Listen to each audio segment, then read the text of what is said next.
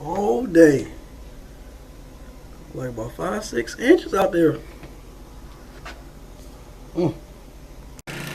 So this is how we spend our Super Bowl Sunday. Trying to dig cars up out the snow. 1-8. Going ham right now. Whew. Like the Arctic tundra right now, man. To tell you the truth, I ain't even a fan of snow. I'm just out here trying to look good and stuff. But yeah, it's supposed to snow all night, so I'll be in the house playing video games and stuff. Maybe dance a little bit. But yeah, as you can see right now, we're getting buried in snow up here in Iowa.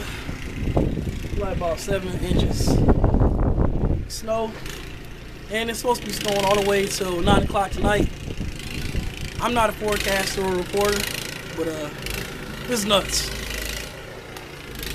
See the boy over there plowing right behind me. I came here reporting.